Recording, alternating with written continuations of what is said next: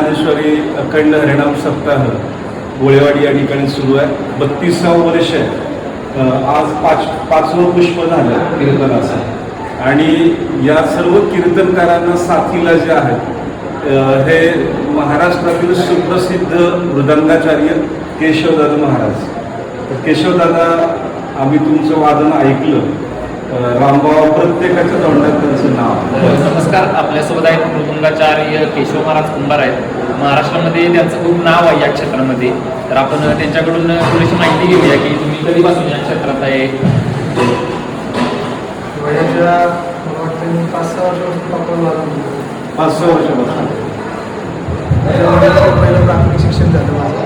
त्यानंतर आळंदीचे पंडित दासोजी स्वामी आळंदीकर त्यांच्याकडे मी तेव्हापासून शिक्षण घेतलं. जवळजवळ 2001 मी शिकलो त्यांच्याकडे आणि अजून पण चालूच आहे शिक्षण.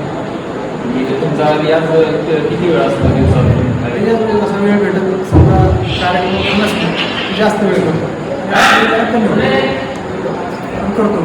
आत्ताच्या तरुण पिढीला तुम्ही काय सांगू या क्षेत्राबद्दल? या क्षेत्रात तरुणांनी चांगलं क्षेत्र असल्यामुळे वारकरी संप्रदाय मृदंगाला एक संतांनी सुद्धा महत्त्वाचं खूप स्थान दिलं आहे. दुसरं लोकांना महाराज म्हणतात, लावणी मृदंग स्तुती टाळ घोष शिवब्रह्मण असं आवडी.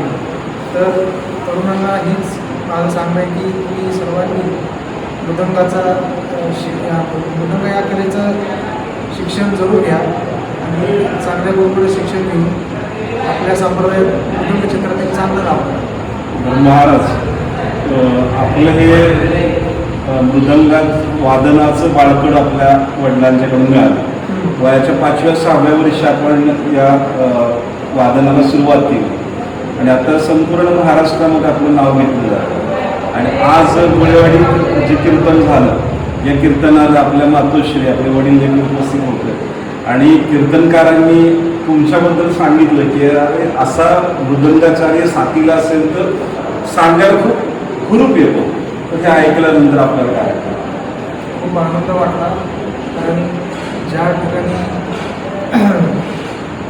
काही वडील आपल्या मुलाचं कौतुक पाहतात त्यावेळेस आनंद वाटतो की आपण त्यांच्या कौतुक काहीतरी सार्थक करतो. तर आपल्यासोबत आहेत सुप्रसिद्ध मृदंगमणी केशव महाराज कुंभार यांच्या मातोश्री आहेत. आणि आम्ही केशव महाराजांचं मृदंग ऐकला तर त्यांच्या हातामध्ये जादू आहे. प्रत्येक जण त्यांचा मृदंग ऐकल्यावर मंत्रमुग्ध होतो आणि प्रत्येक महाराजांच्या मुखातून त्यांचं आम्ही कौतुक ऐकतो. तर तुम्हाला काय वाटतं? मावशी, आज तुम्ही गोळेवाडीत या पारायणाच्या ह्याच्यामध्ये तुम्ही हरिपाठ सादर केला आणि सोबतीला आपले सुपुत्र होते आणि महाराजांनी शेवटी प्रत्येक महाराज सांगतात की बाबा त्यांचं वादन असलं नाही की एक वेगळा उत्साह आहे. तर हे सगळं कौतुक ऐकल्यानंतर आपल्या मुलाबद्दल काय वाटतं? असं बोला की काय वाटतं, त्याला काय भावना तुमच्या भावना काय आहेत? बोला. म्हणजे कौतुक वाटतं मुलाचं ना, एकदम भारी असं. कधीपासून वाजवतोय किंवा कुठं जातो वाजवतो? 1.5 वर्षात असल्यापासून. कारण ते बाळकडून त्यांच्या वडिलांकडून मिळालं असं तरी सांगितलं.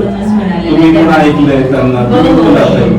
मी त्यांची मानलेली बहीण आहे, रामकृष्ण हरी. मी त्यांच्या गावातच आहे. गुरुजी म्हणजे साक्षात देवाचंच रूप आहे असं तर मी मानते. त्यांची शिष्यवर्ग मी भरपूर आहेत. शिवाय भरपूर शिष्य लोकांना त्यांना तयार पण केले गुरुजींनी. आणि जाईल तिथं त्यांचं कौतुक होतं का तर होतच. आणि हे आमच्या हरिपाठाचे हे आमचे गुरु आहेत. हरिपाठ आमचा हरिपाठाचा जो ग्रुप आहे ते आमचे गुरु आहेत. त्यांच्यामुळे हरिपाठ होतोय पूर्ण. आणि सर्व महिलांची पण आम्हाला साथ आहेतच आहेत. बाकीच्या महिला बाहेर आहेत, या सचिव आहेत हरिपाठाच्या. या कडेगाव तालुक्याच्या सचिव आहेत हरिपाठाच्या, कडेगाव तालुक्याच्या. आणि बाकी आम्ही सदस्य आहेच. तुम्ही बोला हरिपाठाबद्दल.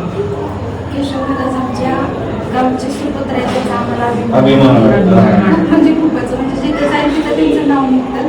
त्यामुळं त्यांच्या आई आजोबा त्यांना म्हणजे त्यांच्या सोबत आम्ही आज हरिपाठ करतोय, बाहेर फिरतोय. त्यामुळे त्यांच्यामुळे आज आम्हाला पण संधी भेटते कुठं जाईल तिथं किंवा नाव होतंय.